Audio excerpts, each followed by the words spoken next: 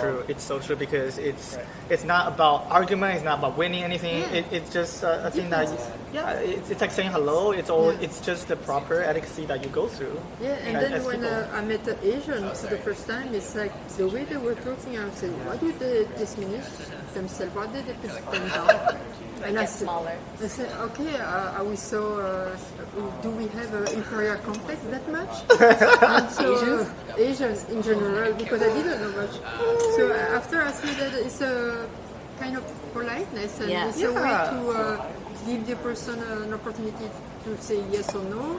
But yes doesn't mean yes; it means maybe. So it's like I had to learn that.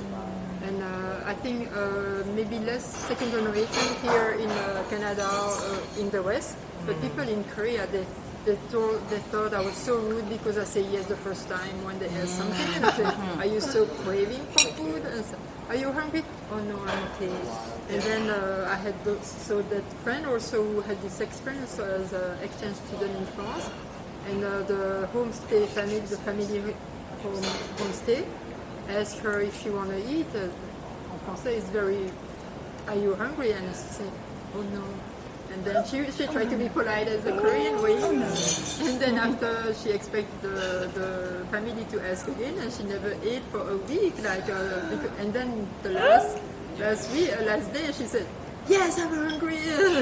And it was so liberating for her. It was, she learned something from that cultural French cultural thing, over the language only, but because you can learn every word in a language, but if you don't know the customs and like the habits, it's hard. I mean, it's only living in the country that you will know little by little. And what is about your experience? Did you have any cultural shock? Returning here. Well, I think for sure, like my big beef here is the amount of noise that's on public transit. Here? So, yeah. Sorry, when you say returning here, you mean from the recent? Yeah, just my recent trip to Japan. When I came back, it's like I really, in the morning when the Japanese are taking the train, it's so quiet. There's no real conversation. Good, thanks. There's no real conversation. There's no like phone conversation. It's just they're all respectful of like. I feel like they're respectful of the space and other people around them, so that a lot of the Japanese will actually take a little nap before they hit their train stop or whatever. So that was one of the things I noticed, and then just the manners too. So everybody's pretty polite, and it could be just my position in the world as well, being Japanese, half Japanese. So it's kind of like I just felt more at home there, and that people accepted me right away. I felt included. I felt acknowledged. I mean, that's another thing, is a big thing here. Sometimes people just like look right past you, and it's like, wow. Usually, at least when you go into a store or a restaurant in Japan, it's like you get a greeting right away. Usually an enthusiastic greeting. I'm curious about that. So you generally feel more welcome othered here? Oh, definitely. Yeah. Wow. I can easily blend into Japan, where they think that I'm actually full Japanese, and they start talking to me in Japanese, and I can just get by with my few words of Japanese, like hi and arigato gozaimasu, and like, dozo and all those, and I could just fit right in. They don't even, until I actually start trying to talk, or they ask me a really complicated question, and then I'm like, I speak English, and they're like, oh, they were kind of disappointed actually, and then they go into there, because I think for them it's part of a cultural pride too. Like if you're Japanese, you should speak Japanese. Yeah. So that's on my list of many things to do. It's funny, Candy, because Japan is the only place in the world I feel like nobody's gonna. I don't stand out. I just blend in, and nobody will look at me. Like even like in here, of course, and in Taiwan. Even in Taiwan, people would think I'm coming from other places, so they thought I'm Japanese. Or when I speak Mandarin, they're like, "Oh, your Chinese is so good." I'm like, I'm Taiwanese. yeah, and they're like, "No, you're not." But No, you're not. but in Japan, like nobody like looks at you. I'm just there, and I just feel like, wow, it's the first time in my life to feel like, just part of everybody else, I could totally see you blending in there. Like if I saw you in Japan too, I'd just think, oh, Japanese guy. Yeah. And the feeling though, it's like you're so relaxed. Yeah. Definitely. You can just be a person like everyone else, and doesn't have to be this, person that people come out to you. Oh, like where you come from, oh, what's your hair, da da da da da. Yeah. Oh my god. Yeah, they're so. I mean, I just find them really polite and Yeah. like kind. They go out of their way, like way out of their way to help you. Yeah. And it's. I just feel like I feel comfortable there, which is like. I was born in Vancouver, and I feel like I'm totally othered here because Right. I'm not white, which is totally not fair. And even people that are like just newly coming to Vancouver, if they're white, they feel that they have more of a place here than I do. And actually, other people also feel the same, Yeah. which is like really bothers me a lot. So, but that there's nothing I can do about But it. people wouldn't believe you. A lot of times when I say that, people are like, there's so many Asians here. How Oh, do yeah. you feel othered? Yeah. How is that reason Exactly. even real? Yeah. I'm like, you want to be me for a day? You'll see. Yeah, yeah, for sure. But I also think that admittedly, I think every Asian has a very different experience in the city. Right. Probably. Depends on where you live too. It depends on where you live and where you went to elementary school and where you live. Or you came here. Yeah, because even geopolitically, the different communities, different neighborhoods, so different. So Oh, different. totally. Yeah. And all it takes is Oh, please. a couple. Is it okay if I have the last? Yeah, please. Thank you. Oh wait, did you want the last one? Oh, yeah, of Wait. course, of course. No, you didn't. Yeah, are you sure? Oh, yeah, we're gonna give Candy. Okay, I'm Okay, yeah, sure. I'll give to Andy. It's Yeah, okay. yeah. Thanks. Thanks. Just to make sure. I guess it's a Yeah, shy. yeah, of course, of course. I wasn't really gonna give to him. Just. Anyway, I'm joking. I'm joking. No, I'm looking out for you. That's so interesting because I hear a lot about how xenophobic Japan is, and anyone I know who's from here, who's lived there for a long period of time, is really, really struck by the oppressiveness of the society, and how if you stand out, you really stand out. So I'm just fascinated by the fact that the two of you have different, the kind of what I'm me hearing. too. I had the same experience. Well, that's why I think it's like if you stand out, then yeah, you totally stand out. But like for us, we sort of fit in, so they don't really know. So I feel like, and also too, one of my friends said, when you go to Japan, you have to respect the customs, you have to respect the people. So you should learn about what's respectful and what's disrespectful. So they were telling me things that you shouldn't do. I mean, I was on a train recently, the Shinkansen, and it was the World Rugby Cup games or whatever.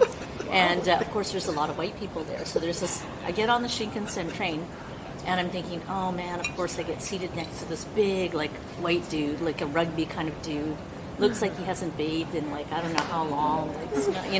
He takes off his shoes, like he's wearing sandals, and I'm like, oh my god, I can smell your feet. Like seriously, he doesn't care. He spreads out, does this man spreading, and there's me and there's him and there's this Japanese guy, I think, and I think actually the guy in the end ended up moving or something, and I'm thinking, or he left the train, I'm not too sure, but I was thinking, oh man, I'm stuck next to this guy, and he knows his feet smell. I mean, you know your feet smell, right?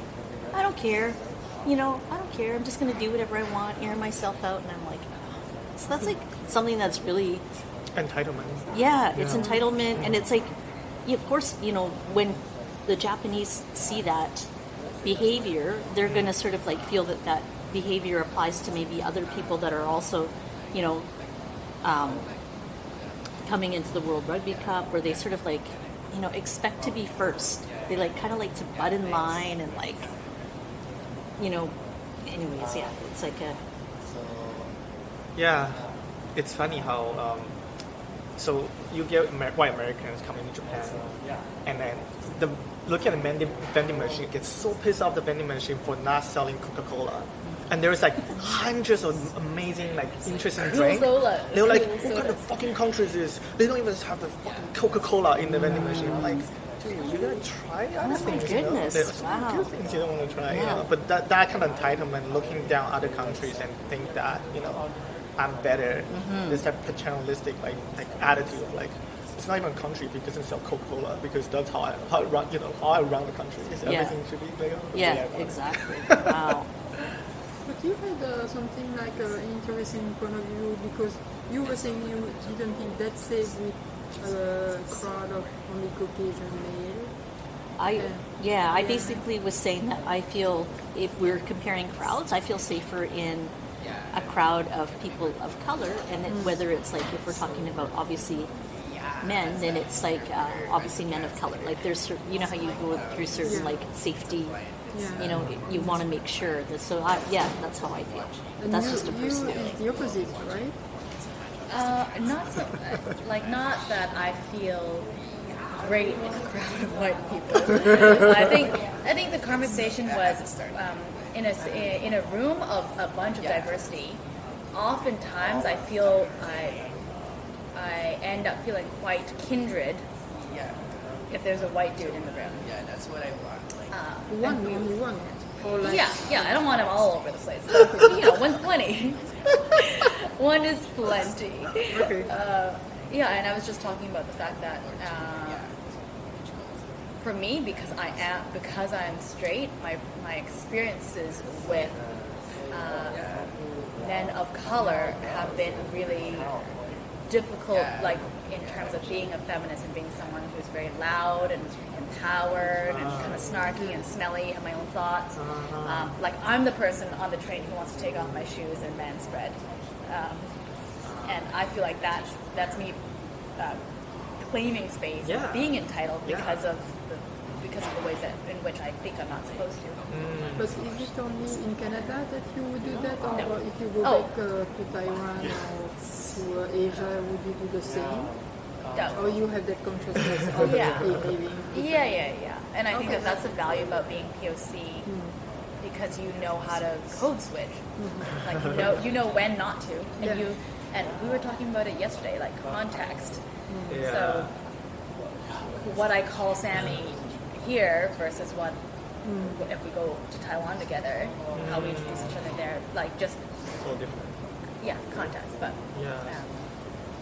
but I've found,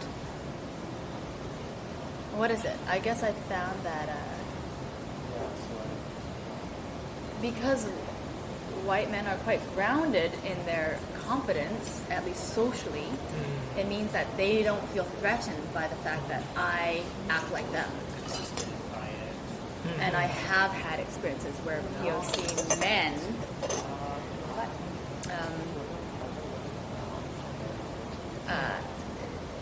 see me as inappropriate and westernized, and I'm getting a crazy number. Should I answer it? Do you get crazy numbers? Sometimes, yeah. Yeah, I should What is answer. that number? Okay, I'm curious. I had Hello? one today that was yeah. from. Let's ask. Do you think we should we pick it up? It hung up. So weird. But I mean, what do you think about being POCs and being, hang out with white people? And like, do you feel more safe with one or the other? Yeah, what's the experience like?